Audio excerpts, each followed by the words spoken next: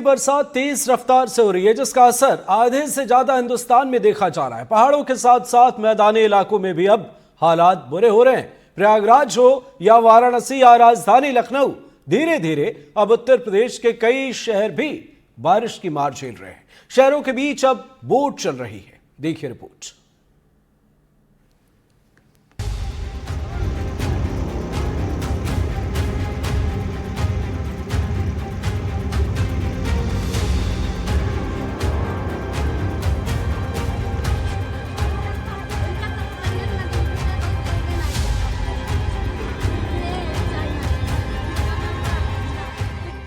गंगा किनारे बसे दो शहर वाराणसी और प्रयागराज। लेकिन आजकल गंगा का पानी देखने के लिए घाटों पर जाने की जरूरत नहीं, क्योंकि घाट डूबे हुए हैं, पानी खुद घरों तक पहुंच गया है। वाराणसी में घाटों को डुबोने के बाद अब गंगा शहर में प्रवेश कर चुकी है। नदी के पास के इलाकों में पानी भरा है, घरों में पानी घुस रहा है, शहर के लोगों की मुसीबत बढ़ चुकी है। काशी महाश्मशान मणिकर्णिका घाट बाढ़ के पानी में पूरी तरह डूब चुका है। हालात ये हैं कि गली में बाढ़ का पानी आने के कारण शव को नाव पे लाद के शवदाह स्थल ले जाया जा रहा है। जिंदों को तो आपने वेट करते देखा है, लेकिन आज आपको हम दिखाते हैं महाश्मशान मणिकर्णिका घाट पर शव जो है वेट कर रहे हैं। देखिए ये बाढ़ का पानी आ चुका है, अब नाव से ही शव जा पा रहे हैं। इस समय शव यहाँ पर गली में इंतजार कर रहा है। शव के परिजन जो है अंतिम संस्कार कराने का इंतजार कर रहे हैं कि नाव आए।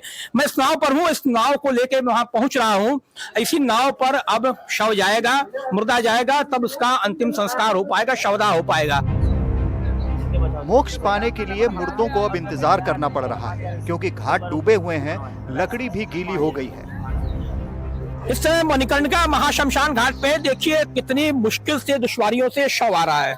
पानी में नाव से शव आया, उसके बाद लद के यहाँ पर किसी तरह से ये शव शवदाह के लिए आ रहा है। देखिए आप देख सकते हैं किस मुसीबत में जो परिजन है अंतिम संस्कार के लिए शव को लेकर के यहाँ पर आ रहे हैं। जो ऊपरी प्लेटफॉर्म बचा हुआ है, मात्र एक स्थान, पूरा मणिकर्णिका घाट बाढ़ के पानी में डूब चुका है। अब ये शव लेके यहाँ पर अब आए हैं, तमाम दुश्वारियों को झेलते हुए नाव पर शव को लेके आए हैं, और उसके बाद ये आए हैं। अब यहाँ अंतिम संस्कार होगा। वाराणसी के हालात की जानकारी शनिवार को खुद पीएम नरेंद्र मोदी ने ली थी। अपनी जनसभा के बाद वाराणसी में बाढ़ के बारे में मंडलायुक्त और जिला अधिकारी से जानकारी ली और जरूरी दिशा निर्देश भी दिए थे। आपका मकान तो यही है, यहाँ तक पानी आ गया है, कितनी परेशानी हो रही है? परेशानियों का तो अंबार अब बढ़ने वाला है, क्योंकि अब सारी दुकानें बंद हैं, लोगों का व्यापार बंद हो रहा है। अब जो आरती जो गंगा माँ के तट पे होती थी, अब ये रोड पे हो रहा है। आप लोगों के घरों में बाढ़ का पानी घुस चुका है, किस तरह की दुश्वारियां झेल रहे हैं? पानी तो कागज घुस चुका है, और दुश्वारियों जब भाई बाढ़ आया तो आया, ये प्राकृतिक आपदा है। तो हम ये मानते हैं कि प्राकृतिक आपदा जनता और प्रशासन दोनों मिलकर सामना करती है। जनता तो कर रही है, प्रशासन अभी नहीं आई है। तो देखिए प्रशासन की कोई भी अभी मदद अभी तक नहीं आई है, इनका ये कहना है। यहाँ के स्थानीय निवासी हैं। आप बताएं क्या नाम है आपका? शुभम सिंह नाम है मेरा। शिवम, आपके यहाँ मकान में बाढ़ का पानी घुस चुका है, तो किस तरह की परेशानी हो रही है? परेशानी क्या, मतलब यही हो रहा है कि मतलब आना जाना थोड़ा सा मुश्किल हो गया है। कुछ मतलब सामान लेने के लिए बाहर नहीं जा पा रहे हैं हम लोग। ऐसा है कुछ से, मतलब गली में कुछ है भी नहीं, ना कोई आ जा रहा है, पूछ भी नहीं रहा है हम लोगों को। जो हाल वाराणसी के हैं वही प्रयागराज के हैं। संगम नगरी में गंगा और यमुना दोनों नदियां उफान पर हैं। दोनों नदियां डेंजर लेवल शनिवार को ही पार कर चुकी हैं, तकरीबन 1 मीटर ऊपर बह रही हैं। दोनों नदियों में आई बाढ़ से दर्जनों मोहल्ले और गांव जलमग्न हो चुके हैं। संगम क्षेत्र में वाटर पुलिस और एसडीआरएफ ने मोर्चा संभाल लिया है।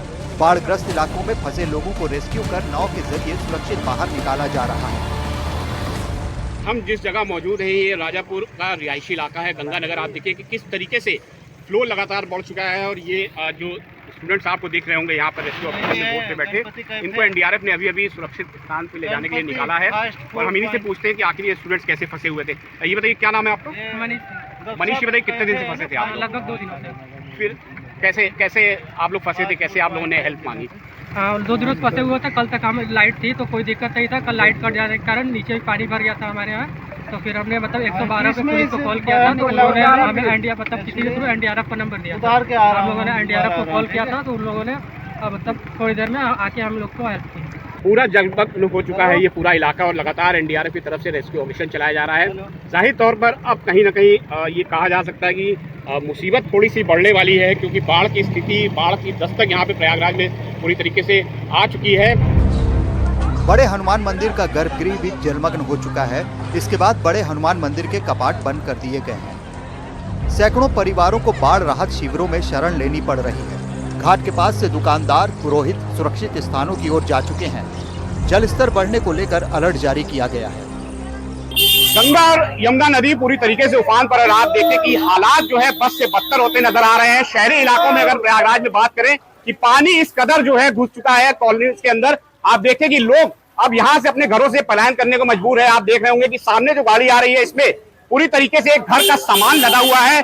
पिछले 3 दिनों से जो पानी का रिकॉर्ड है वो पूरी तरीके से टूट चुका है और जो पानी का लेवल है अब खतरे के निशान से ऊपर बह रही हैं दोनों ही नदियां। और आप देखें कि लगातार पानी बढ़ रहा है। ये भी कहा जा रहा है कि सन 78 जैसा जो है कहीं ना कहीं ये रिकॉर्ड टूट सकता है, क्योंकि सन 1978 में भी 88 मीटर तक ये रिकॉर्ड दर्ज किया गया था। उसके बाद एक बार फिर 2013 में भी हालांकि 86 मीटर तक ये रिकॉर्ड दर्ज किया गया पानी का लेवल।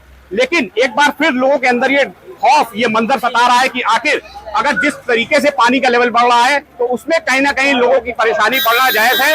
और ऐसे में हालांकि प्रशासनिक अमले की तरफ से ये दावा किया जा रहा है कि जो हालात हैं वो काबू में है। लेकिन ये जो हम आपको दिखा रहे हैं ये तस्वीरें हैं कि लोग जिस तरीके से अपने घरों से शहरी और रिहायशी इलाकों से पलायन कर रहे हैं। देखिए कि यहाँ पे एक फैमिली ने पूरा सामान लादा हुआ है। हम इन्हीं से पूछते हैं, भाई साहब कहाँ लेके जा रहे हैं और क्या हुआ है? गांव लेके जा रहे हैं। क्या हुआ, क्या है? बाढ़ का पानी बहुत ज्यादा है। कितने दिन से?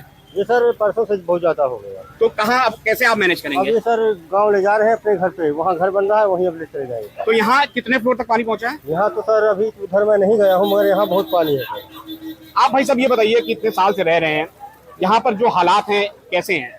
यहाँ हालात अच्छे नहीं है। यहाँ पे हर 3 साल पे बाढ़ आ जाती है। प्रयागराज की बात करें तो संगम में गंगा और यमुना नदियों का डेंजर लेवल 84.734 मीटर है। दोनों नदियां शनिवार को ही इसे पार कर चुकी हैं। गंगा और यमुना नदियों के बढ़ते जलस्तर की सिंचाई विभाग के कंट्रोल रूम से 24 घंटे मॉनिटरिंग की जा रही है। जिले में 88 बाढ़ चौकियों को भी अलर्ट किया गया है। रसूलाबाद और छतनाग घाट में अंतिम संस्कार भी बंद कर दिया गया है। फिलहाल अगले कुछ दिनों तक राहत मिलती नहीं दिख रही है, क्योंकि पहाड़ों में लगातार होती बारिश से मैदानों में नदियां उफान पर हैं और इसका असर हर जगह देखा जा रहा है। प्रयागराज से दीपक गंभीर और वाराणसी से पीयूष आचार्य के साथ bureau report, NDTV India.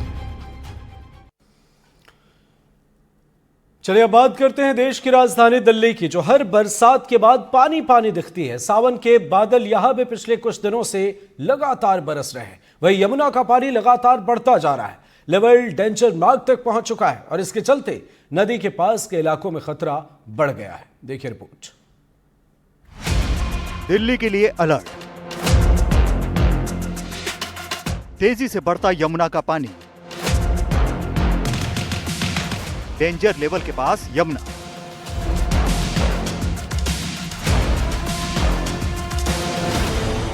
Haryana और उत्तराखंड में लगातार हो रही बारिश से यमुना में पानी का लेवल बढ़ता जा रहा है। यमुना नदी का जलस्तर 204 मीटर के ऊपर पहुंच गया है, जबकि खतरे का निशान 204.5 मीटर है। इस वक्त हमारी मौजूदगी पुरानी दिल्ली के यमुना बाजार के पास है। यमुना घाट से हम आपको ये तस्वीर दिखा रहे हैं, जहां पर लगातार जो जलस्तर है वो वार्निंग लेवल के काफ़ी करीब पहुंच चुका है। इस वक्त की जो पानी का स्तर है वो 204.14 के पास रिकॉर्ड किया गया है। कुछ तस्वीरें भी आपको यहाँ से दिखा रहे हैं। लगातार जिस तरीके से पहाड़ी इलाकों में बारिश हो रही है और अभी भी बारिश का रेड अलर्ट जो है वो देखने को मिल रहा है, वैसे ही हम देख रहे हैं कि दिल्ली में भी जो यमुना का जलस्तर है वो खतरे के निशान के पास पहुँचता जा रहा है। चेतावनी का जो स्तर है वो 204.5 मीटर माना जाता है। वही घाट के पास रहने वाले जो लोग हैं वो कहीं ना कहीं थोड़े चिंतित हैं, क्योंकि हमने देखा था 2023 में दिल्ली के कई इलाकों में बाढ़ की स्थिति जो है वो देखने को मिली थी। बाढ़ग्रस्त हो गए थे कई इलाके, और यमुना बाढ़ क्षेत्र के जितने भी इलाके हैं वहां तक पानी जो है वो पहुंचना शुरू हो चुका है। प्रशासन की तरफ से उन लोगों से अपील की गई है कि जो घाट है उसके काफी पास जो है वो ना पहुंचे। प्रशासन की तरफ से निगरानी भी बढ़ा दी गई है। दिल्ली में यमुना का जलस्तर तेजी से बढ़ा है। अधिकारी सतर्क हैं, क्योंकि हरियाणा के हथिनीकुंड बैराज से बड़ी मात्रा में पानी छोड़ा गया है। शुक्रवार को करीब 50,000 क्यूसेक पानी छोड़ा गया। हथिनीकुंड से पानी दिल्ली पहुंचने में करीब 72 घंटे लग जाते हैं। पहाड़ी इलाकों में होने वाली बारिश का असर भी पड़ेगा। यानी अगले 2-3 दिन में यमुना का पानी और बढ़ सकता है, जिसके चलते निचले इलाकों की मुश्किल बढ़ सकती है। प्रशासन ने यमुना के नजदीकी इलाकों में रहने वाले लोगों से सतर्क रहने का आग्रह किया है। नदी के आसपास निचले इलाकों को खाली भी कराया जा सकता है। लोगों से अपील की जा रही है कि लगातार जिस तरीके से पानी का स्तर बढ़ रहा है वैसे वैसे ही जो ऊपरी क्षेत्र है उस तरफ विस्थापित हो जाए। साथ ही साथ हम देख रहे हैं कि हथनी कुंड बैरेज जो है, जो हरियाणा में है, वहां से 50,000 क्यूसेक पानी दिल्ली की तरफ छोड़ा गया था। अमूमन इस इतने बड़ी मात्रा में पानी जब दिल्ली की तरफ छोड़ा जाता है उसको 72 घंटे लगते हैं पहुंचने में। उसी वजह से हम देख रहे हैं कि आज जो यमुना का जलस्तर है वो काफ़ी ज़्यादा बढ़ा हुआ देखने को मिल रहा है। दिल्ली से अपने कैमरा सहयोगी मुकेश कुमार के साथ मैं अनुष्का गर्ग, एनडीटीवी इंडिया। और अब बात देश के पहाड़ी राज्यों की। बारिश के बाद पहाड़ दरकने की तस्वीरें आना आम बात है, लेकिन इस बार कुदरत ने कुछ ज्यादा ही कहर बरपा दिया है। पहाड़ों से पत्थर गिर रहे हैं, राजमार्ग बंद हो रहे हैं, तो कहीं बादल फट रहा है। यहां तक कि बारिश के प्रकोप को देखते हुए बाबा अमरनाथ की यात्रा 1 हफ्ते पहले ही रोक दी गई है। देखिए रिपोर्ट।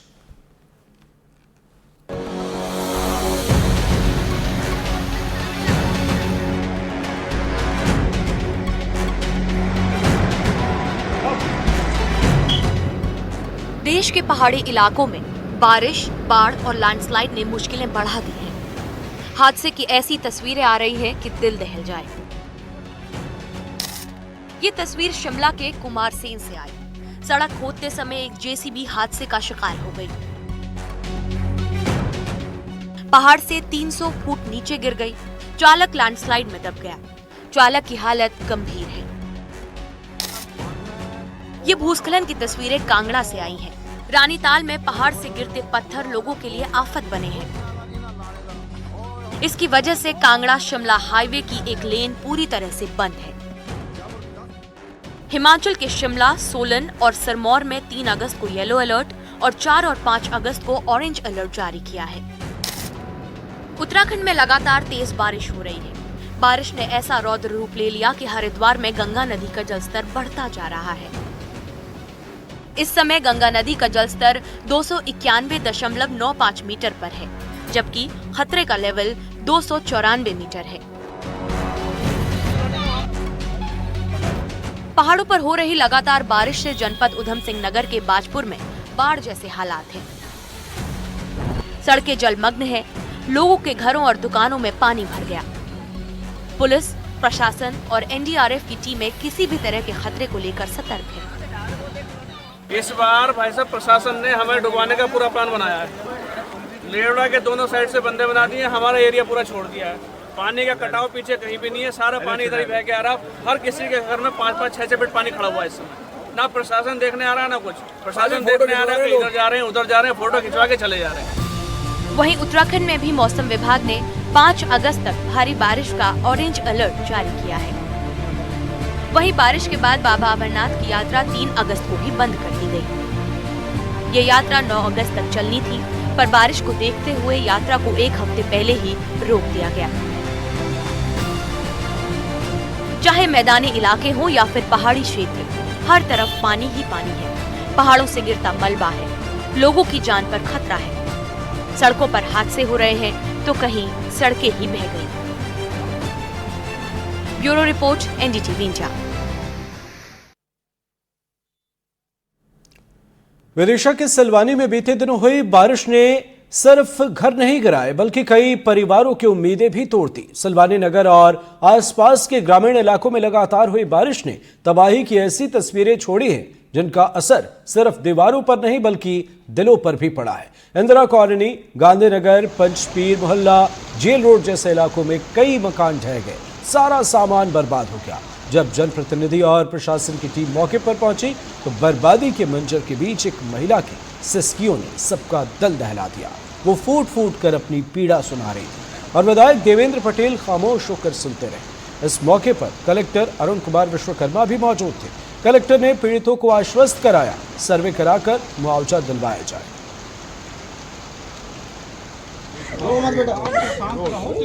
कुछ दिन के बाद ओटीपी दो हमारा तो मोबाइल भी दब गया। अब हम लोग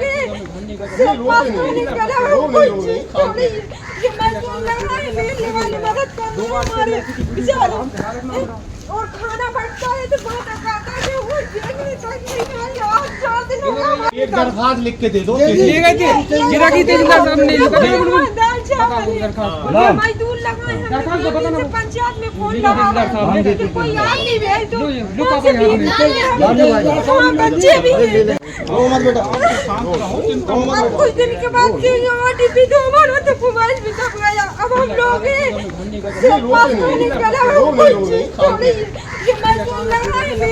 मदद कर दो हमारे बेचारों और खाना बढ़ता है तो बहुत आता है वो देखने तक नहीं आई आज 4 दिन हो गए। एक दरखास्त लिख के दे दो। ले गए थे गिरा की तेजदार साहब ने दाल चावल मजदूर लगाए हैं पंचायत में।